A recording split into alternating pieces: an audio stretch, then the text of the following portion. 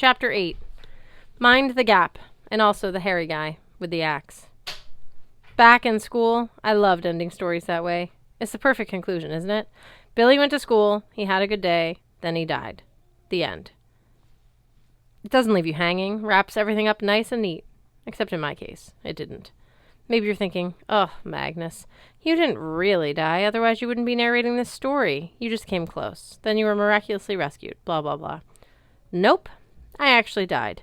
100%, guts impaled, vital organs burned, head smacked into frozen river from 40 feet up, every bone in my body broken, lungs filled with ice water. The medical term for that is dead. I didn't hear the start. Gee, Magnus, what did it feel like? It hurt. A lot. Thanks for asking. I started to dream, which was weird, not only because I was dead, but because I never dream. People have tried to argue with me about that. They say everybody dreams, and I just don't remember mine. But I'm telling you, I always slept like the dead, until I was dead. Then I dreamed, like a normal person. I was hiking with my mom in the Blue Hills. I was maybe 10 years old. It was a warm summer day with a cool breeze through the pines. We stopped at Houghton's Pond to skip stones across the water.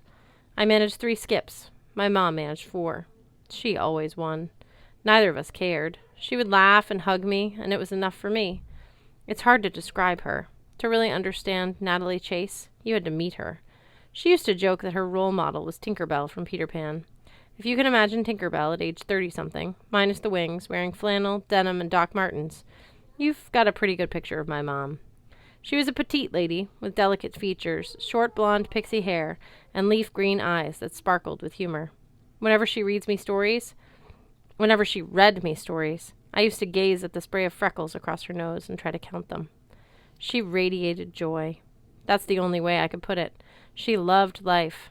Her enthusiasm was infectious. She was the kindest, most easygoing person I knew, until the weeks leading up to her death. In the dream, that was still years in the future. We stood together at the pond. She took a deep breath, inhaling the scent of warm pine needles. "This is where I met your father," she told me. "On a summer day, just like this." The comment surprised me. She rarely talked about my dad. I'd never met him, never even seen pictures of him. That might sound strange, but my mom didn't make a big deal out of their relationship, so neither did I. She was clear that my dad hadn't abandoned us. He'd just moved on. She wasn't bitter. She had fond memories of their brief time together. After it ended, she found out she was pregnant with me, and she was elated. Ever since, it had been just the 2 of us. We didn't need anyone else. "You met him at the pond?" I asked. "Was he good at skipping stones?" She laughed. "Oh, yeah. He destroyed me at stone skipping. That first day, it was perfect. Well, except one thing." She pulled me close and kissed my forehead. "I didn't have you yet, Pumpkin." Okay, yes, my mom called me Pumpkin. Go ahead and laugh. As I got older, it embarrassed me. But that was while she was still alive. Now I'd give anything to hear her call me Pumpkin again. "What was my dad like?" I asked. It felt strange to say my dad. How can somebody be yours if you've never met him? What happened to him? My mom spread her arms in the sunlight. "That's why I brought you here, Magnus. Can't you feel it? He's all around us." I didn't know what she meant. Usually she didn't talk in metaphors. My mom was all about as literal and down to earth as you could get. She ruffled my hair. "Come on, I'll race you to the beach." My dream shifted. I found myself standing in Uncle Randolph's library. In front of me, lounging sideways across the desk, was a man I'd never seen before. He was walking his fingers across the collection of old maps. "Death was an interesting choice, Magnus." "William." The man grinned. His clothes looked fresh from the store. Blinding white sneakers, crisp blue jeans, and Red Sox home jersey.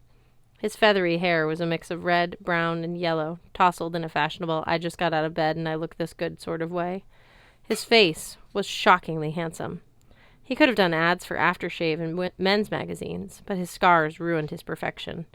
Burned tissue splashed across the bridge of his nose and cheekbones, like impact lines on the moon's surface. His lips were marred by a row of welts all the way around his mouth, maybe piercing holes that had closed over. Why would anyone have that many mouth piercings? I wasn't sure what to say to the scarred hallucination, but since my mom's words were still lingering in my head, I asked, "Are you my father?" The hallucination raised an eyebrow. He threw back his head and laughed. "Oh, I like you. We'll have fun." "No, Magnus Chase, I'm not your father. But I'm definitely on your side." He traced his finger under the Red Sox logo on his jersey. "You'll meet my son soon enough. Until then, a little advice. Don't trust appearances. Don't trust your comrade's motives. Oh, and—" he lunged forward and grabbed my wrists. "Tell the Allfather I said hello." I tried to break free. His grip was like steel. The dream changed, and suddenly I was flying through cold gray fog. "Stop struggling," said a female voice. Holding my wrist was the girl I'd seen circling the bridge.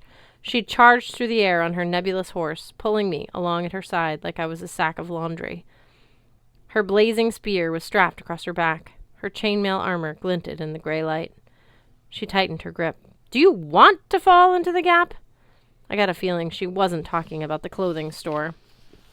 Looking below me, I saw nothing, just endless gray. I decided I did not want to fall into it. I tried to speak. I couldn't. I shook my head weakly. "Then stop struggling," she ordered. Beneath her helmet, a few wisps of dark hair had escaped her green headscarf. Her eyes were the color of redwood bark. "Don't make me regret this," she said. My consciousness faded. I awoke, gasping. Every muscle in my body tingled with alarm. I sat up, grabbed my gut, expecting to find a burning hole where my intestines used to be. No smoldering asphalt was embedded there. I felt no pain. The strange sword was gone. My clothes looked perfectly fine, not wet or burnt or torn. In fact, my clothes looked too fine. The same stuff I'd been wearing for weeks. My only pair of jeans, my layers of shirts, my jacket, didn't smell. They'd seemingly been washed, dried, and put back on me while I was unconscious, which was an unsettling idea. They even had a warm, lemony scent that reminded me of the good old days when my mom did my laundry. My shoes were like new, as shiny as when I dug them out of the dumpster behind Marathon Sports. Even weirder, I was clean. My hands weren't caked with grime. My skin felt freshly scrubbed. I ran my fingers through my hair and found no tangles, no twigs, no pieces of litter. Slowly I got to my feet. There wasn't a scratch on me. I bounced on my heels. I felt like I could run a mile. I breathed in the smell of chimney fires and approaching snowstorm. I almost laughed with relief. Somehow, I'd survived. Except that wasn't possible. Where was I? Gradually, my senses expanded. I was standing in the entry courtyard of an opulent townhouse, the kind you might see on Beacon Hill, 8 stories of imposing white limestone and gray marble jutting into the winter sky. The double front doors were dark, heavy wood bound with iron. In the center of each was a life-size wolf's head door knocker. Wolves. That alone was enough to make me hate the place. I turned to look for a street exit. There wasn't one. Just a 15-foot-tall white limestone wall surrounding the courtyard. How could you not have a front gate? I couldn't see much over the wall, but I was obviously still in Boston. I recognized some of the surrounding buildings. In the distance rose towers of downtown crossing. I was probably on Beacon Hill, just across from the Common. But how had I gotten there? In one corner of the courtyard stood a tall birch tree with pure white bark. I thought about climbing it to get over the wall, but the lowest branches were out of reach. Then I realized the tree was in full leaf, which shouldn't have been possible in the winter. Not only that, its leaves glittered gold, as if someone had painted them with 24-karat gilt. Next to the tree, a bronze plaque was affixed to the wall. I hadn't really noticed it earlier, since half the buildings in Boston had historic markers. But now I looked closer. The inscriptions were in 2 languages. One was the Norse alphabet I'd seen earlier. The other was English. "Welcome to the Grove of Glacier. No soliciting, no loitering. Hotel deliveries, please use Niflheim entrance." Okay. I exceeded my daily quota of bizarre. I had to get out of here. I had to get over that wall. Find out what had happened to Blitz and Hearth, and maybe Uncle Randolph if I was feeling generous. But then possibly hitchhike to Guatemala. I was done with this town. Then the double doors swung inward with a groan. Blinding golden light spilled out. A burly man appeared on the stoop. He wore a doorman's uniform, top hat, white gloves, and a dark green jacket with tails and an interlocking letters HV embroidered on the lapel. But there was no way this guy was an actual doorman. His warty face was smeared with ashes. His beard hadn't been trimmed in decades. His eyes were bloodshot and murderous. And a double-blade axe hung at his side.